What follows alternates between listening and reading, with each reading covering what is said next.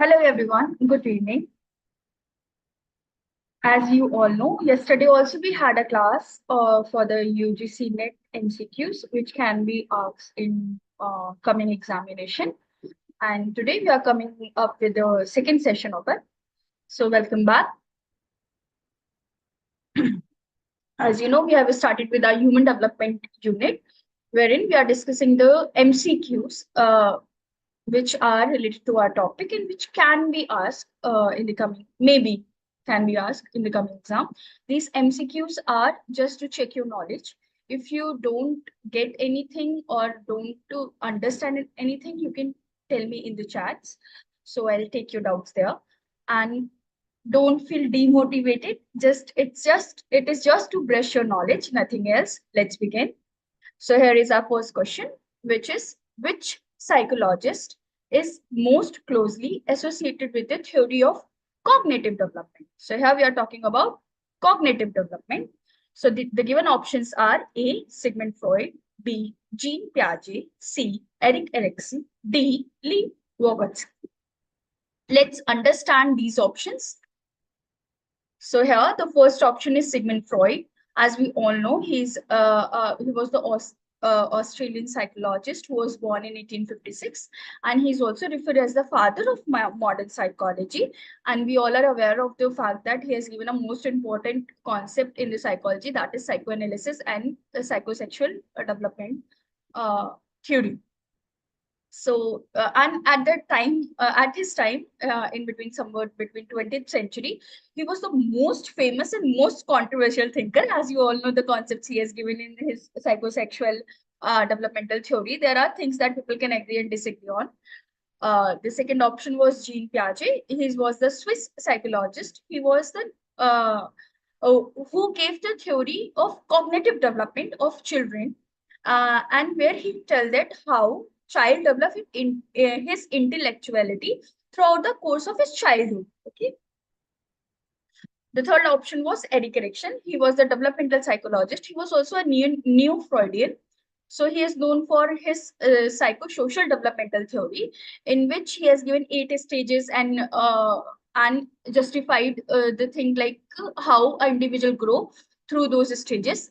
He has focused on the lifelong process of our development, as in he has given the stages in a form from infancy to the old age. Like Freud has given till the puberty, he has mined up his theory over there, but Erik Erikson has been taken the part of being there, as in that our development take place throughout our life. And the last option was Lee Vygotsky, who was a Russian psychologist. He's known for his socio-culture theory. He passed away in a very young age. I guess somewhat in 35 years old he was. At that time, he has given this theory, psycho-cultural theory, where he believed that social interaction play a crucial role in the child's learning. He says that the environment, the interaction child gets in his society or in his house is the main part of their learning. He says imitation, guiding learning, and collaborating learning are the best thing by which a child could learn behaviors. Okay. Coming back to our question, which was asking about which psychologist is most closely associated with the theory of cognitive development. So, our options was Sigmund Freud, Jean Piaget, Erik Erikson, and last was Lee Vygotsky. So, the correct answer will be, after understanding all the options, you know what the correct answer will be, right?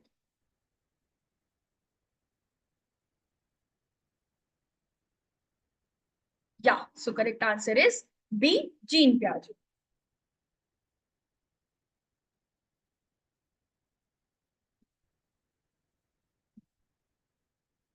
Moving towards the next question, which is in Jean Piaget's theory, the stage which children begin to engage in symbolic play and learning to manipulate symbols is called, the given options are sensory motor stage, B, pre-operational stage, C, concrete operational stage, and D, formal operational stage.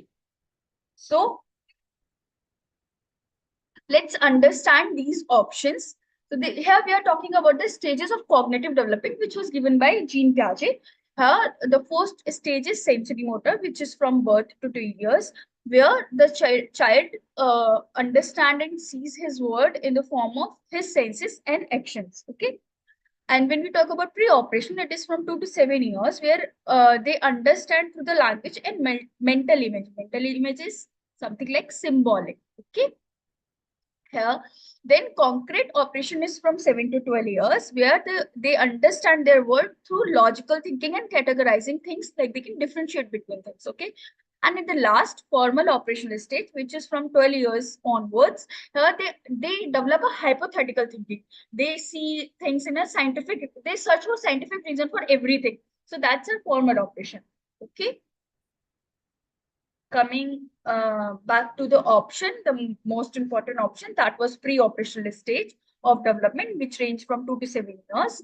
Here, they have two sub-stages pre-operational, that is symbolic functioning and intuitive thoughts. When we talk about symbolic functioning, here the language skills and symbolic thoughts are rapidly developing. Okay, kids are understanding things, seeing things, and knowing the environment. So they categorize the similarity between the objects. Okay, they also have egocentrism, as in egocentrism is a term which means that kids understand their own perspective. They think like what I am thinking, the other people must be thinking the same way, and whole world thinks the way I am thinking. So he is egocentric. He sees it as he see himself as uh, you should understand me. I know the thing. That's the thing which is termed as egocentrism. So a symbolic thought can be, in a way, you have seen kids are engaged from 2 to 4 years. Kids are engaged in a doll house. They are very fascinated with those things like doll house, playing with dolls and everything. So they think that's the symbolic thought I'm talking about. Then we have intuitive thoughts, where children experiences growth, strong growth in their logical thinking. Like they are thinking and they are seeing things in a very logical manner, in a very childish way, but at that time, that's the logic they have, and have intuitive thinking. Okay, they perspective thinking they have. And the examples for this development will be symbolic thoughts, egocentrism, amnesia, conservation, centration, and reversibility. Okay. So for the question, the Piaget's theory, this stage where child begin to engage in symbolic play and learning to manipulate symbol, the correct answer will be B, that is the operational stage. Moving to the next question. Which of the following is a characteristics of a concrete operational stage in Piaget's theory? A, here we are talking about concrete operation. Okay, this is the third stage. So A, abstract thinking. B, conservation of numbers in volumes. C, egocentrism. D, defend imitation. Let's understand the options. So here we are talking about concrete operational stage. So here they are which range from 7 to 12 years. The concrete operational stage is a third stage, as I have told you, where children increase advanced during school. Okay, they are categorizing things, they are understanding the categories, logic, system, okay, hierarchies, they are understanding the hierarchies here. Okay, so they can classify things, they understand the concept of conservation, they understand the concept of volume. The best example I can give you, at this age we understand that if our elders are taking Maggie in a smaller bowl and giving us in a bigger bowl, but the lesser amount of the Maggie, so we know that they are fooling us. I have a big bowl but less amount of Maggie. He has a small bowl, but he has a more amount of Maggie than me. So we understand that that's the volume. They understand that conservation concept. Like we are getting fooled. So this is the very nicest example I can give you. And the last one is they overcome egocentrism during this stage. They understand that other people have different perspective of the same thing, and it's okay. It's okay that you have a different perspective of the things that you are seeing. So they resolve their egocentrism. It's not like what should work according to me. Here they understand things. Moving towards the question where we were asking about the concrete characteristics of concrete operational state. So the correct answer will be B, conservation of numbers and volume. That's what we understand. So if you talk about abstract thinking, so abstract thinking actually come in the last stage, that is formal operational stage. When we talk about egocentrism, which was the pre-operational, okay, and D is just to confuse you people, nothing else. It is not related to cognitive developmental theory. So the correct answer will be conservation of number and volume. If you will take the smart guess and you remember some little things now, you will get to the answer. You know, abstract thinking is in last stage, obviously. Egocentrism was in the pre-operational, then it is we are left with concrete operational. So it will be conservation of numbers and volumes.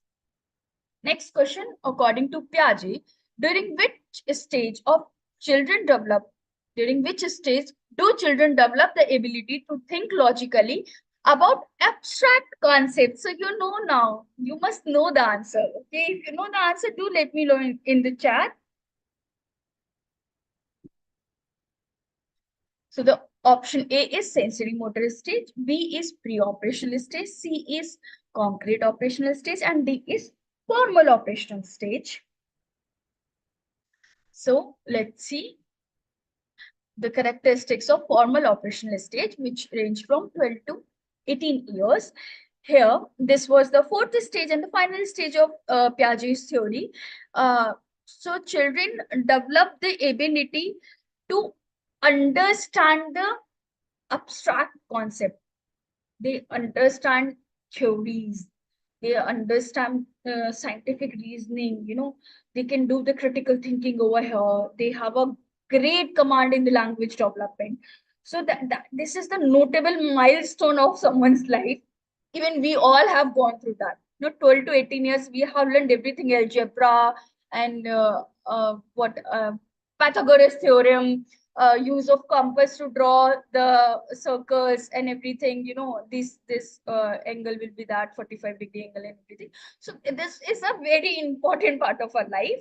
The cognitive development is fully awakening. Okay, so the developmental examples here are abstract thinking.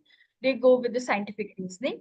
They have moral reasoning. They have critical analysis, but they have a perspective taking there. Like if they are wrong in something, they can understand the other person's perspective also.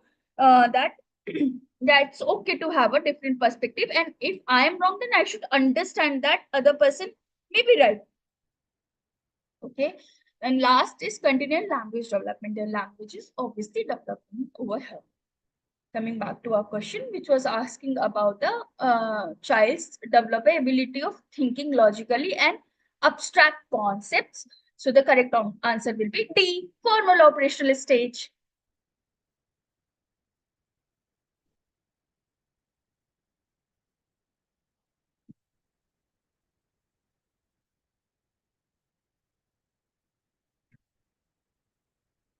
Moving forward to the concept of schema in Piaget's theory refers to a stage of development, B, a mental framework that organizes and interprets information, C, the process of internalizing social norms, D, the ability to think logically and abstractly.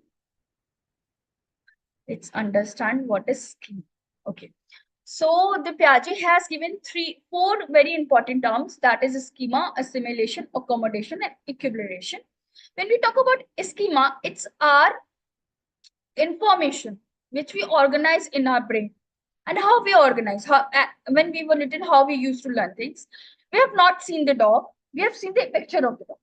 So we know that dog is a animal which has 4 legs, 1 tail, and he looks very cute.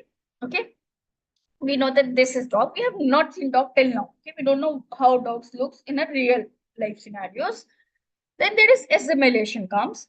Assimilation is where we fit our new information with new information into an existing schema. Okay, Again, we are coming with the example of dog. We know dog is four-leg tail, very cute looking.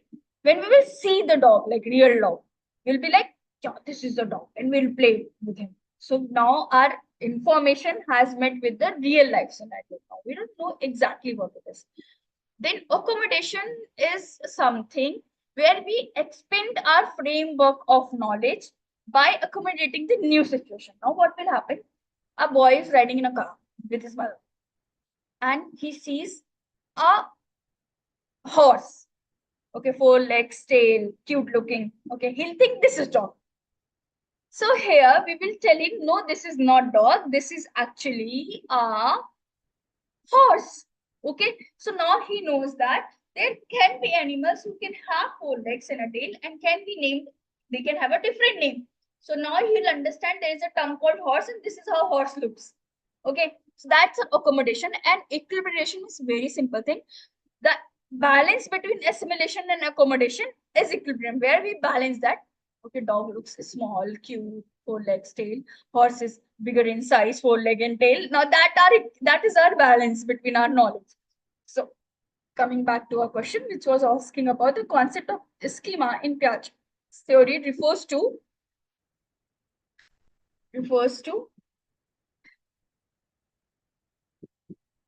the correct answer will be B, a mental framework that organizes and interprets the information.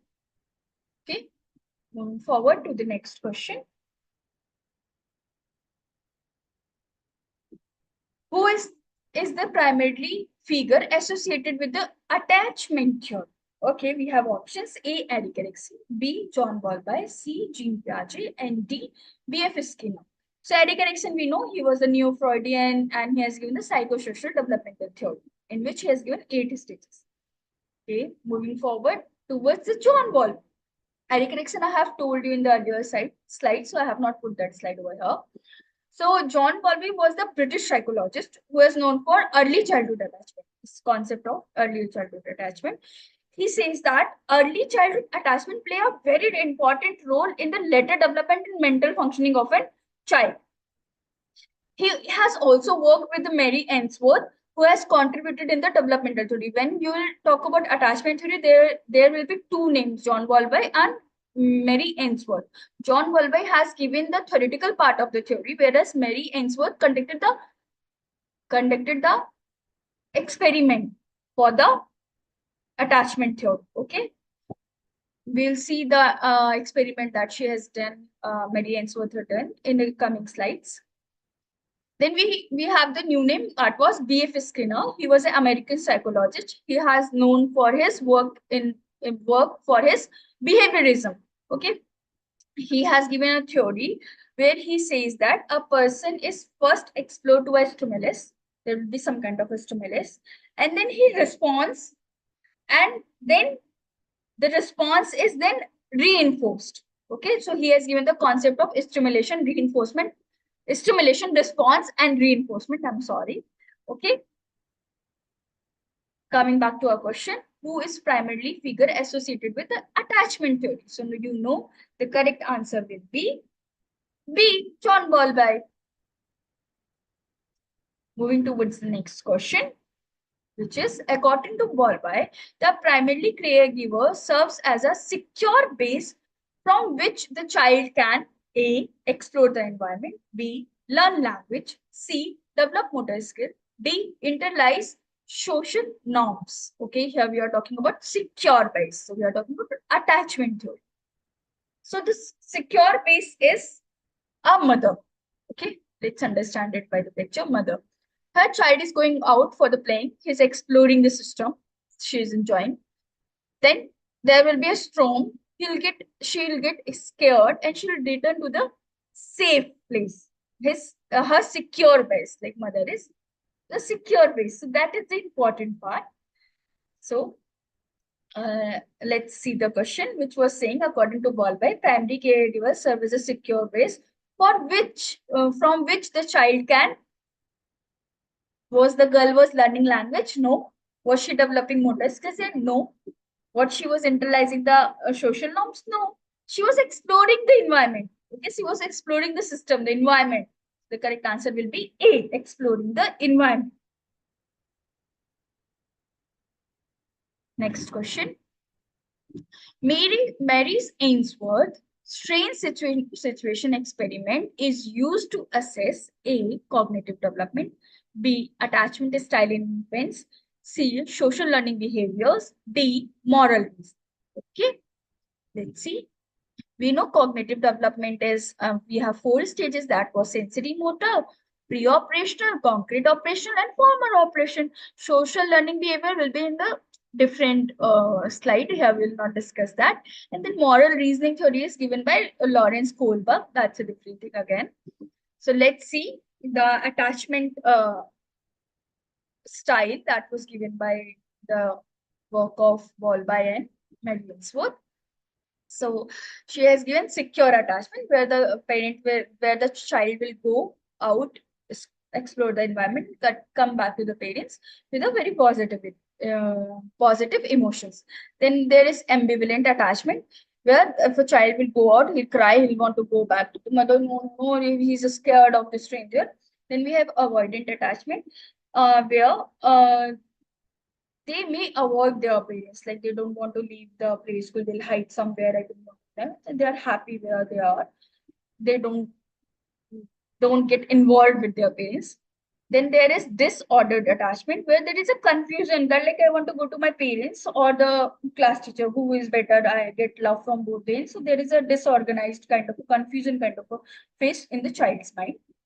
So this was the 4 attachment style given by the joint work of John Ballby and Mary Ainsworth, where Mary Ainsworth has conducted this experiment, strange situation experiment. It is said as a strange situation experiment, which was conducted by Mary Ainsworth. So strange situation experiment is used to assess the attachment styles in the infants. Next question. In attachment theory, an insecure avoidant attachment style is characterized by A, high anxiety and resistance to separate from the caregiver, indifference or avoidance for the caregiver upon reunion, C, active exploration of the environment without seeking proximity to the caregiver, D, inconsistent response to the caregiver's presence. Let's see what is insecure avoidant. So when we talk about insecure attachment, avoidant insecure attachment, it is in this kind of attachment, what happens, that child feel discomfort with the closeness. Okay, they have a desire to maintain their emotions from the distance, like they are afraid to get close to anyone. They don't want to get attached.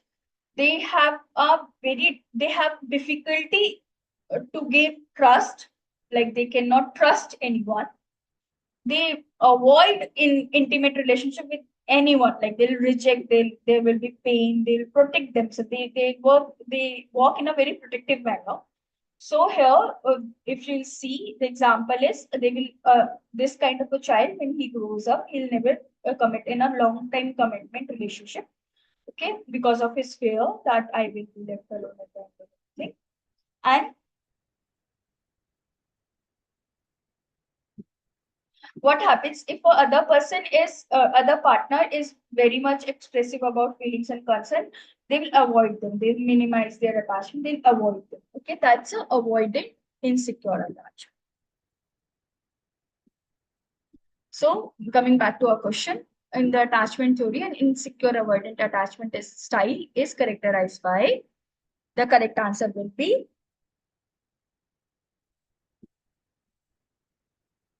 B, indifference and avoidant of the caregiver upon the reunion. Like hide. This is what you have seen in the picture. The child was hiding under the table and don't want to meet the parent. Okay, next question. The zone of proximal development, that is ZPD, was proposed by which psychologist? The given options are Jean Piaget, B. Lee Vygotsky, C. Erik Erikson, and D. Albert Bandura. Jean Piaget, we know cognitive development. Eric Erikson, we know that he has given psychosocial developmental theory. Let's see B and D option. That is Lev Vygotsky. He was a Russian psychologist known for his socio-cultural theory, as you have seen. He believed that social interaction plays a very important role in the child development, and imitation and guidance are the way a child learns something. Then we have Albert Bandura. He has worked on the socio-cognitive psychologist. He has given the theory social learning theory, okay, and the concept of self-efficiency. And his famous experiment is Boho doll experiment. Okay. Coming back to our question, which was asking zone of proximal development. So Jean, let's see in the form of elimination method. So Jean Piaget, obviously not. Cognitive development, Eric Erikson, gone because he has given psychosocial development. Two options are gone. Now we have B and D. We have understood that he has given a social learning theory. So there is nothing like zone of proximal development. So if we are talking about Lev Vygotsky, the correct answer will be B, that is Lev Vygotsky. I'll tell you what is ZPD in the coming slides. The zone of proximal development refer to the difference between A, what a learner can do independently and what they can do with the guidance. B, the actual and potential development level of a child. C, the child's cognitive and social development. D, a learner's current skills and their future potential. Let's understand what is zone of proximal development. So the zone of proximal development is, this is the concept given by Lev Vygotsky. Okay. So here, what is happening? Here are three circles where the first circle is, this green circle is what person can do, what a child can do, which we have learned. We know this, okay. We know we don't need anyone's help. Then there is zone of proximal development, this blue ring, where the person can do the thing, but he needs help in that thing, okay. He needs little bit of guidance so that he can master the task, okay. He can do alone also, no problem, but he'll not be the master of it, okay. He'll slowly master that, so he'll need a guidance, okay, from someone who has knowledge or expertise in the particular field. Like here, he is going to play for the tennis, so he has a tennis coach, okay.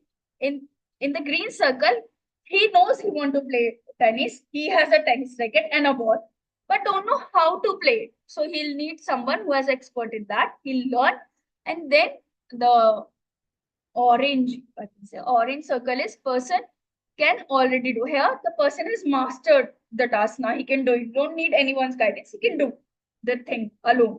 Okay. So zone of proximal development is this, when we need guidance to achieve, to do, or to learn any task, to do it independently in the future scenarios. Coming back to our question, which was asking zone of proximal development refers to the difference between. So obviously, after understanding this, we know the correct answer is A, what a learner can do independently and what they can do with the guidance. Okay. Next question. In Vygotsky's theory, scaffolding refers to A, a gradual removal of support as the learner becomes more competent. B, the process of structuring information into stages. C, the use of visual and aids in learning. D, the development of moral reasoning. Let's see what is scaffolding. Here, again, we are coming into the three rings. The child can sit in the water, like in the water, near to the shore. Here, he can play with the water. This is what he can do. He knows that he can do this. Then this in the second ring, which is actually the zone of proximal development, she is trying to learn this, how to swim. So she needs someone who has expertise in the swimming. It can be her mother also. So the mother is holding her. The mother will be said as more knowledgeable other, that is MKO. It is written in the theory. That is not something I have created. Then this girl is trying to learn. This is a zone of proximal, the whole ring, second ring is zone of proximal development. The arrow showing these tubes, which help us to swim. These tubes are actually our scaffolding, which will help us to learn, to get the expertise in this field. Okay. Then at the last, when you learn how to swim, you can swim independently. Okay. So the support which we get, like extra support that we get, that is scaffolding. Let me quote a different example. When we are trying to learn the bicycle, what we do, we actually go through in a form that we have a bicycle, we have supporters, okay, that two extra wheels. Our parents or our elder brother is also helping us to learn how to ride a cycle. Obviously, they are there, but we need that supporters also to master in this skill. It cannot be possible without the supporters. Slowly we remove the supporters, right? The supporters are actually our scaffold. That's the thing. So what is scaffolding? The correct answer will be A, the gradual removal of support as the learner becomes more competent. Next question.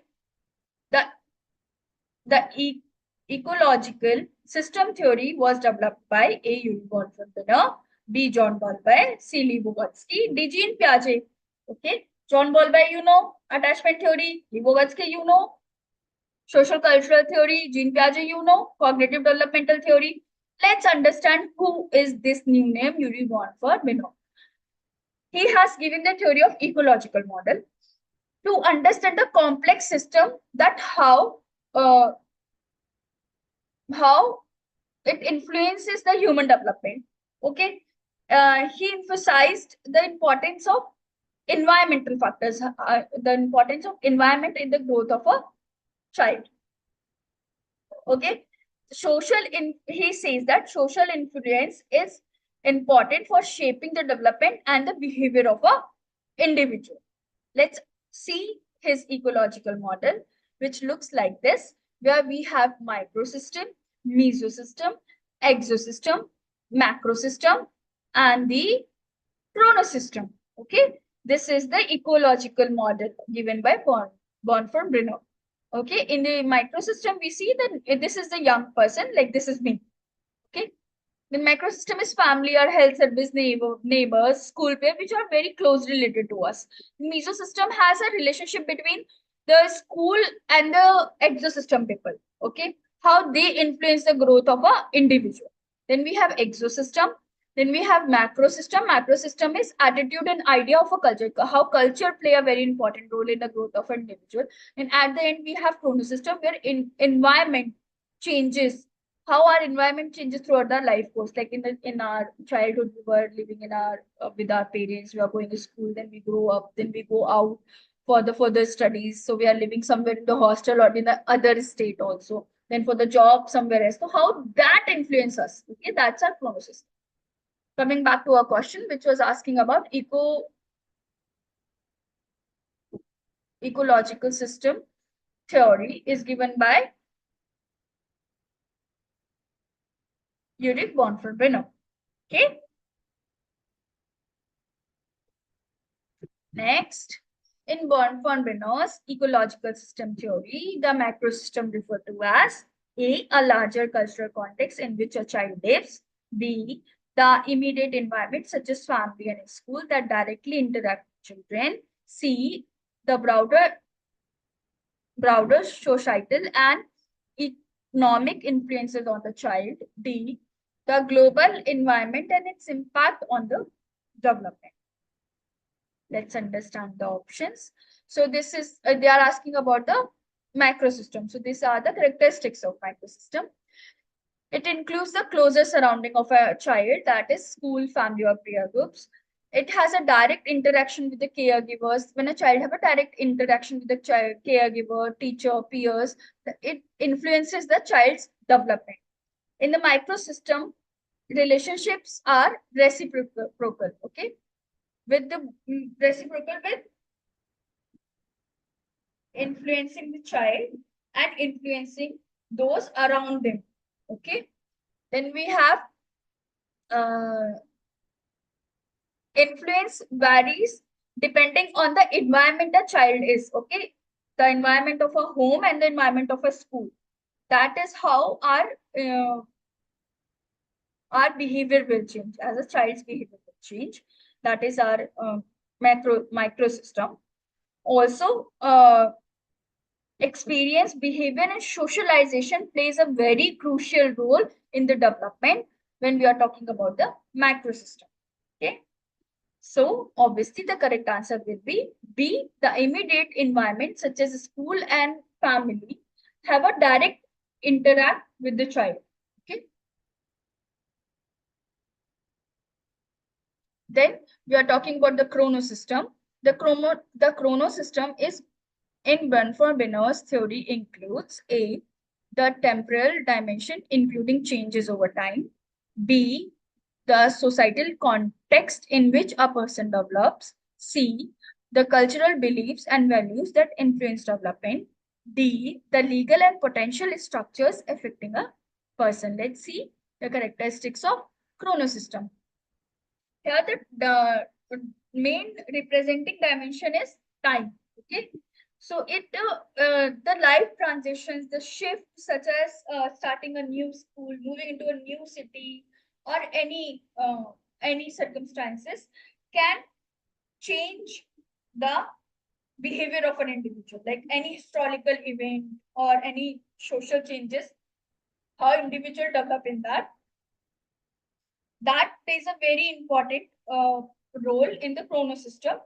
Here, the direct interaction with the child, the stages which were having the direct interaction, that is macro system or meso system, has a main role. The behavior is formed in that, and that's how in the chrono system, those near stages will actually impact the behavior in the chrono system. Okay. So coming back to the question, it was asking about the chrono system in Gonfrey's theory includes. The correct answer will be time. We are talking about the time. So correct answer is A. The temporal dimensions including changes over time. Okay, so correct answer is A. We wish you all the very best for your exam. This is it for today. We'll meet again tomorrow at the same time. And don't get demotivated. It's just a practice. If you don't know anything, you still have time. Just revise and have faith in yourself. Actually, you have studied everything. Take care of yourself.